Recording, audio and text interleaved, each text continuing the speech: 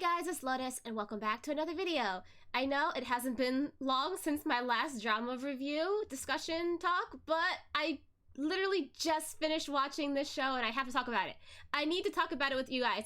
Okay, so I just finished binge watching Bad and Crazy.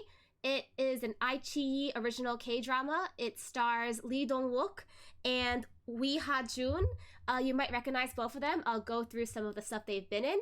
And it was a really quick show. It was only 12 episodes and it aired from December 17th, 2021 to January 28th, 2022. So it just ended like 2 days ago, guys. So go watch it. Go watch it while it's still fresh. So yeah, what is this show about? Well, before I read you the summary, I'm gonna just introduce the two main actors. Okay, so Lee Dong-wook, if you don't know who he is, he's been in a lot of stuff. You may recognize him from Goblin with Gong Yu. He played the Grim Reaper. He was also in Strangers from Hell. He played So Moon-jo, who was a dentist and a cannibalistic serial killer. Strangers from Hell is actually one of my all-time favorite K-dramas ever, and I'm planning to rewatch it soon and maybe do a video about it as well. But yeah, I loved his character there. And then also, right before this, I believe he was in The Legend, or The Tale of the Nine-Tailed, where he played a nine-tailed fox, who has been waiting for his lover for hundreds of years. So Lee Dong-wook is amazing. He has a lot of range. He's played a lot of different roles. He played awkward, quiet, like stoic, and then he also played like a playboy, and then he's played like quiet and cold and calculating, and then now in this show he's playing a corrupt cop who is kind of lazy, but then eventually rediscovers his definition of justice. Yes. And then the other main lead is Wee Ha-jun. He plays the elusive K in this show, but you may recognize him from the very famous Netflix original series Squid Game. He played the cop who was looking for his brother, the cop that infiltrated the Squid Games. And he also played a serial killer in a Korean thriller movie called Midnight, which came out last year. I watched that.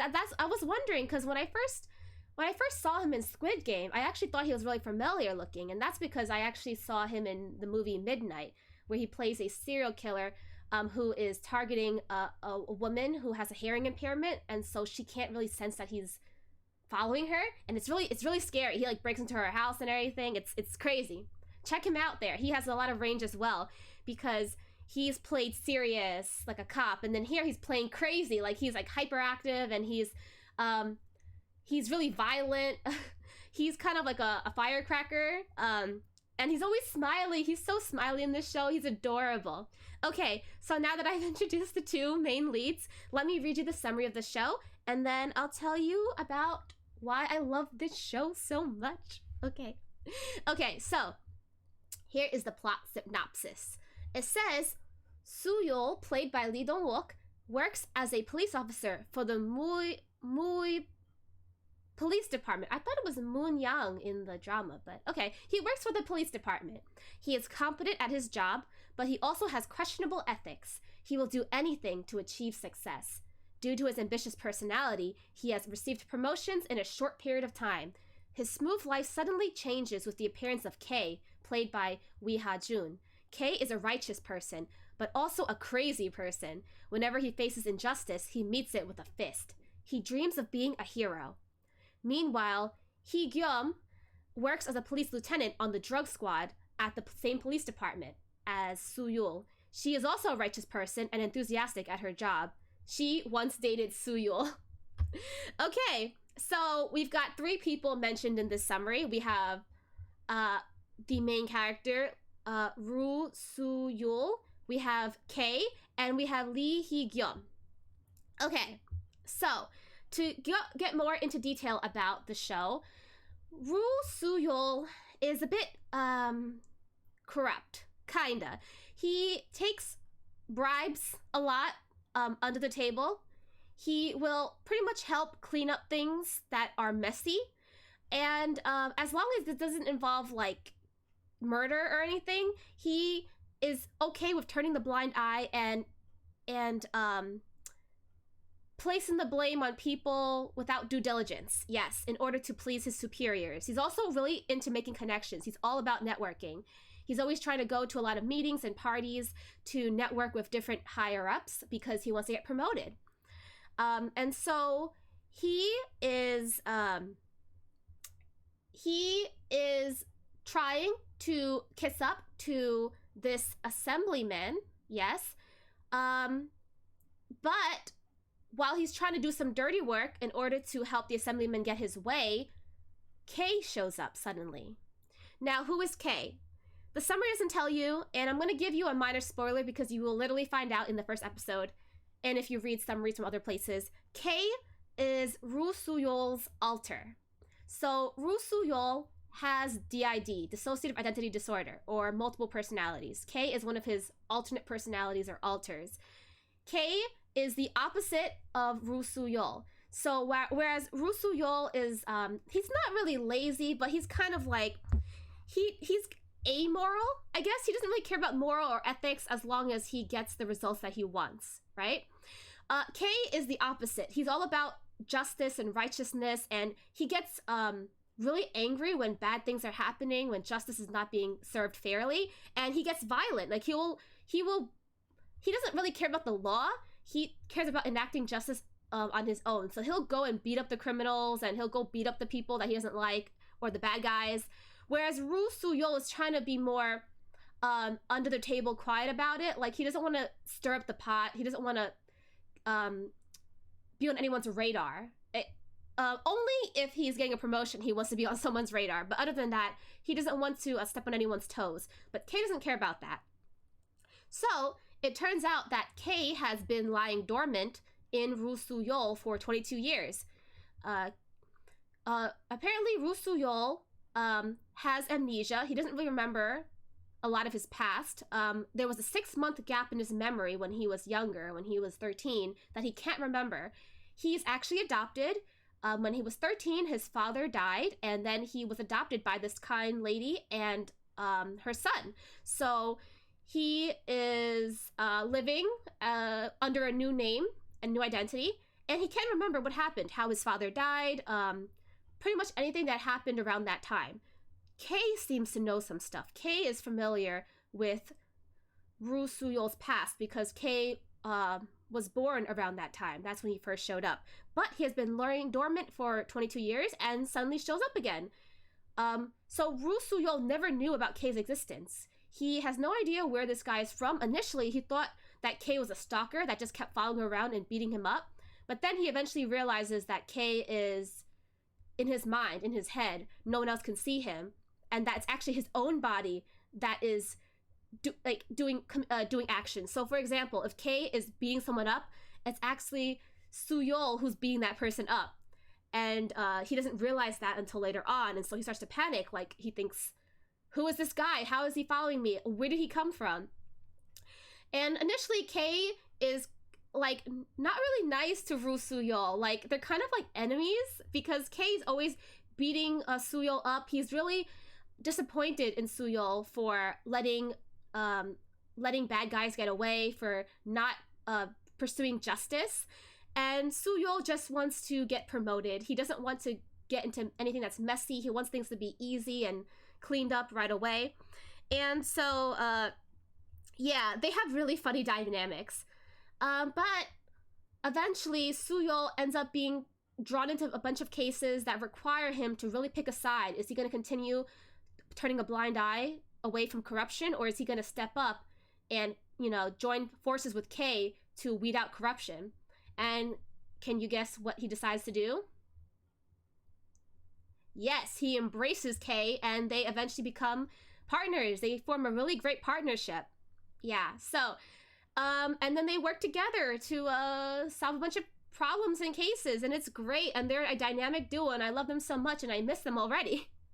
I'm sorry, I am acting so energetic and like, I know, I'm probably like screaming into the mic right now. I have so many feelings about this show. I love them so much. Okay, So that's a general gist of like kind of like the backstory of how they end up meeting and how they get started. Now, let me talk about why I love this show so much. Okay. So number one, of course, is because the two male leads have great chemistry. Lee Dong-wook and Wee Ha-jun, I've watched some of the behind the scenes from Bad and Crazy, and they're just so cute. They're always bantering or bickering, and like they hug a lot, and it's just cute. Like Lee Dong-wook is like the older brother and like the sunbae, and then Wee Ha-jun is like the cute puppy younger brother who's like really hyper and just really happy. He's so cute and polite. What a polite, sweet boy, you know? But yeah, I love their dynamics as the characters because they're complete opposites. One doesn't want to get involved with anything, and the other one is always jumping head on into danger. And then also, they have a surprisingly good bromance. Now, I'm gonna ask you, can you have a bromance with yourself? Is that possible, or is that just self-cessed, essentially? Either way, they were so great together. Like, initially, it's like, you know, the famous enemies to lovers trope? That's like essentially what they have. Like, originally, Kay is being really antagonistic towards Soo-yeol because he's disappointed in him, and he thinks that he's also corrupt and bad, and that Soo-yeol needs to be taught a lesson. And Soo-yeol thinks that Kay's a crazy stalker who's trying to ruin his life. But then eventually, they learn how to balance each other out, and then they end up really relying on each other. And by the end of the show, man, like, Soo-yeol doesn't want to let Kay go, you know? And this is a spoiler, but it has to be said that because Kay is an alter of Soo-yeol, and he's not another, like, person separate from Soo-yeol, eventually Kay has to go. Once Soo-yeol is able to fend for himself and has reformed himself and, you know, doesn't need Kay anymore, Kay's gonna disappear. And that was the one thing that really made me cry. Like, I mean, I kind of figured that would happen going into the show, because since Kay is in Soo-yeol's mind, he probably won't be there forever, because Soo-yeol would have trouble with his interactions if Kay was always taking over his body, like taking control of it. But it was still so sad, because by the end of it, they genuinely loved each other, and they both cried, and I cried. I cried because, like, I didn't want to see Kay go. I mean, I know that because of the situation, and that it's, you know, Soo-yeol has DID, that Kay is Soo-yeol, but like another aspect of him. But they were so distinct and different from each other that it was like saying goodbye to someone. It was saying goodbye to another person, even though I'm assuming, I don't know if Kay ended up getting integrated at the end, or if he just went dormant again. But either way, we essentially said goodbye to Kay, and he doesn't come back out anymore at the end of the show. So Soo-yeol is on his own again, but he's a different person. He's a changed person. So yeah. But I love how initially they start off from fighting over the body. Like, Kay is constantly taking over the body, and Soo-yeol is not aware of it. And like he'll end up in situations where he's back in control, and suddenly he's like, wait, I beat this person up? I didn't do that. Until and then it goes from that until, and it changes to them sharing it. Like, they'll switch out, because Kay is more of a fighter, whereas Soo-yeol is more of the thinker. And so whenever there's something when they're working on cases, Soo-yeol will do all the investigating, and then Kay does all like the heavy brunt work of like the beating up the thugs and stuff like that, you know, getting them out of like physically taxing situations. So I like how they end up learning how to balance each other out. But I just want to read you this quote, this direct quote from the show that Kay says to Ru Soo-yeol, okay? Now, I'm going to read this to you, and I want you to just take this quote in, okay? Kay says to Soo-yeol, "Let me reintroduce myself. I am Soo-yeol's hero, no one else's. I am Soo-yeol's action star. I am Soo-yeol's Kay." He called himself Soo-yeol's Kay.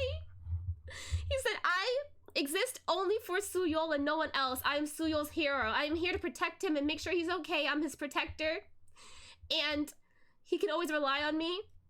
And like, and by that time, Soo-yeol had already really accepted Kay, and they were like on the same wavelength. And so it was just a beautiful scene that Kay originally went from being, I am the world's hero, and I'm gonna stop people like Soo-yeol from being corrupt, to saying that I don't really care about anyone else. I am Suyol's hero because Suyol is my world.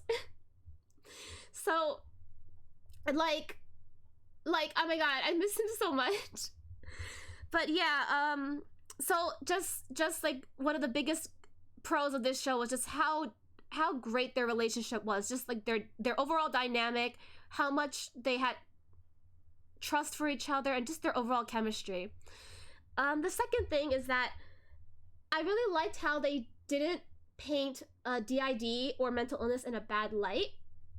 Because I know often in, you'll see in media and shows that there are often a lot of movies that might use mental illness as like, for horror, for example. You'll see in horror movies that it's like, oh, this person has a mental illness and that makes them a serial killer or that makes them dangerous. But in this show, Bad and Crazy, you know, even though Suyol has DID and has like a wacky alter, then he's not a danger to anyone. And they don't paint him as a dangerous person. They paint him as a hero, like a vigilante. Think of like a Robin Hood. And so I don't know about the accuracy or logistics. I can't speak on that because I'm not too familiar with DID, but I just really appreciate them, you know, not making it, not portraying it in a negative light is what I want to say. I do have some questions about it though, like logistics wise. Sometimes you'll see Suyol doing one thing and Kei doing something else. So I would wonder, what is the body actually doing at that time? Is the body doing what Suyol's doing from his perspective, or is the body doing what Kei is doing? Because sometimes they're doing two different things. Like one of them is beating someone up and the other one is investigating something. So like, I'm not really sure which, but they're both in the same room. So I don't know which side of the room are they in, you know? I'm not really sure about the logistics of it. And I also really wonder, because they didn't really explain this, why was Kei dormant for 22 years? Because I know that he first popped up when Suyol was a teenager and really needed him, but then he just disappeared for 22 years and then suddenly popped up in the present. They didn't really explain what was the trigger that set it off for Kei to come back. I don't know. I guess Suyol must have been under a lot of duress or stress because he didn't seem to have any issues with like memory at that time. Like he wasn't starting to have some flashback memories that would have triggered Kei's reemergence. So I'm not really sure. But yeah, I wonder what was the trigger that made Kei resurface at that time, at that moment. Okay, and then also another big thing that I really liked about this show was just how many multiple story arcs that this show had, and they had multiple villains. There wasn't just one main villain. There were multiple villains, and they were all like small villains. Like, you know, like each arc had its own villain instead of being one whole mastermind for the entire show, which I thought was interesting because often you'll have one big mastermind, like one bad guy, like overall bad guy. But we had multiple different arcs. We had a political corruption arc, like with the Assemblyman. We have drug trafficking ring that spans multiple arcs. We have internal police corruption. You know, there are some traitors and spies inside the police force. There's gaslighting and manipulation, especially toward Suyol, because he himself has amnesia from his past, and then as well as the people around him. There's someone from Suyol's past that is trying to manipulate the people around Suyol and convince them that Suyol is actually a bad guy. Yeah, there's someone from Suyol's past when he was a teenager that has an oddly deep obsession with him, which I think is really interesting that they added that, because that's like in the later half of the show. So this person doesn't even make an appearance in the first half. So we have multiple bad guys, multiple mysteries, which I really liked. It kept the show interesting. Like, it wasn't just all about drugs. It wasn't all about political corruption. It wasn't all about his past. We got a little bit of everything. So yeah, those are like the main big things that I loved about Bad and Crazy. There weren't a lot of things that I disliked. Just some small minor things. So like, for example, I felt like it was unnecessary to add the romance between Lee Hee-gyum and Roo Suyol because their personalities don't really seem to be compatible. Her personality is more compatible with Kei. She's also really righteous and she's kind of hot-headed. Like she'll jump in and get a little violent and physical before thinking as well, kind of like Kay. So I think Kay and Lee Hee-gyum would get along better together than her and Roo Soo-yeol.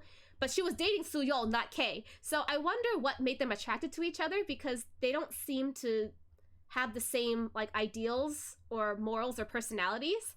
And then also, even though they set up the romance, they didn't give us a backstory. They never told us how long they dated, when did they date, when did they break up, why did they break up. Like, we never got any flashbacks about their relationship. We got maybe one photograph of them together as a couple, and that's it.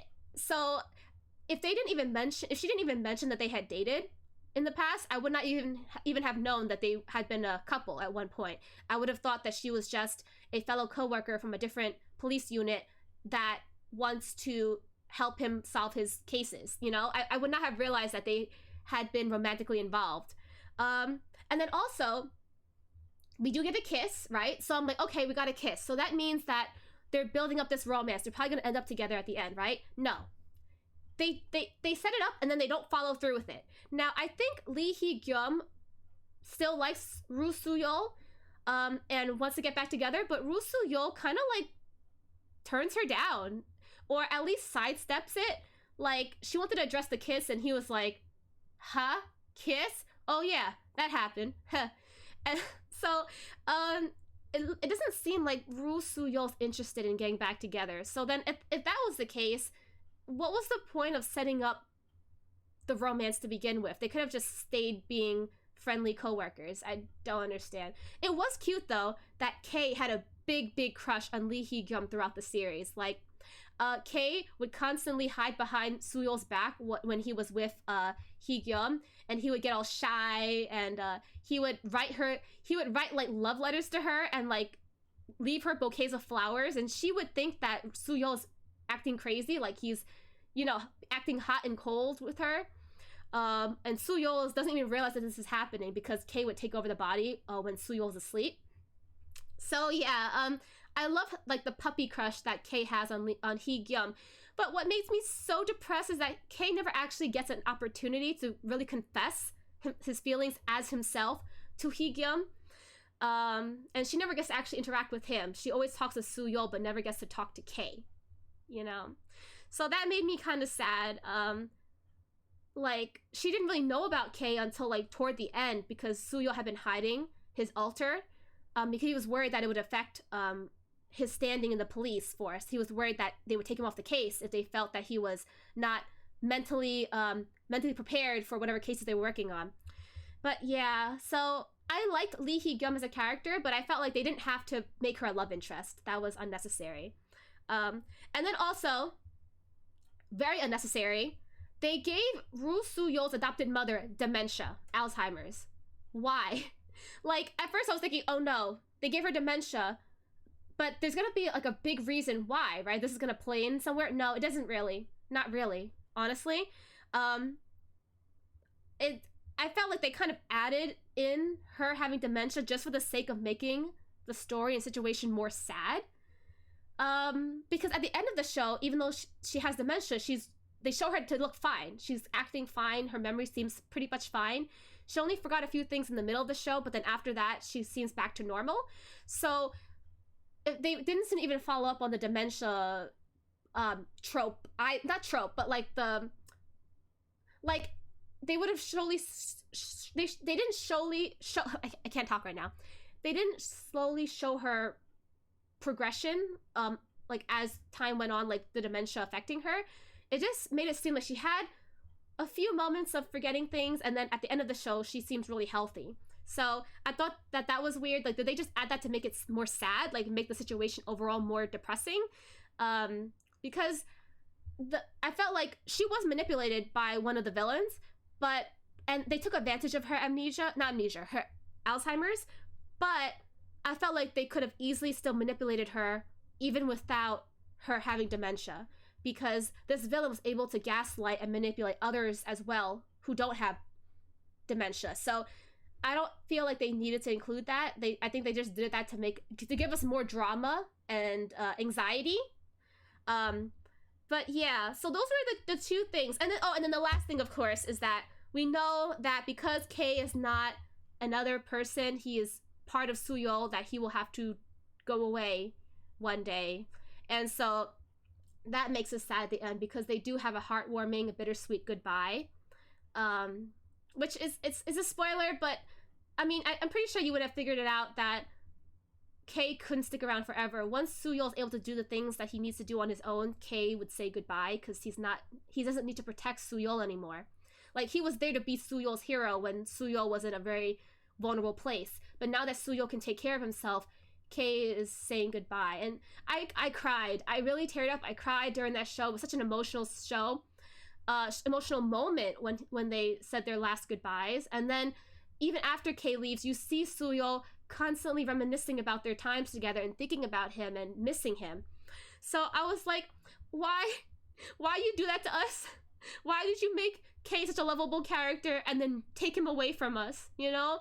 Because Suyol, he was the person that Suyol could essentially trust the most, he could believe that Kei always had his back because Kei is him, and so Kei is always with him. And Kei said, "I will always be with you," but Suyol won't be able to talk to him anymore, which I think it was like saying goodbye. It was saying goodbye to a character that we really loved. So, yeah. But other than that, overall, I think Bad and Crazy is an amazing, amazing K-drama. It's one of my favorite K-dramas in recent times. This, The Devil Judge, and Strangers from Hell are three of my all-time top K-dramas. I just loved it so much. Just the chemistry between the main leads, the overall plot line, the twists and turns. It's top tier, honestly. And so please check it out. I will leave links in the description of where you can watch it. Please check out Bad and Crazy. Please support Lee Dong-wook. Please support Wee Ha-jun. They are both also working on more stuff this year, so check that out as well. And I hope you enjoyed me gushing over why I love this show so much and why I wish they would make a second season, but they're probably not because Kei has left, unless Kei comes back because he's just dormant, but we don't know because there's been no confirmation and the show just ended 2 days ago. But yeah, they definitely have potential to have another season, because they left it in a place, since they made it kind of like with many arcs, they can just keep making more arcs for different cases. So there is potential for another season. But even if they did do that, I don't know if Kei would come back or it'd be someone else, you know? But other than that, thank you for watching. Thank you for listening. Please go and check out Bad and Crazy. Please go support the show. Thank you. I love you guys, and I will see you guys next time. Bye-bye.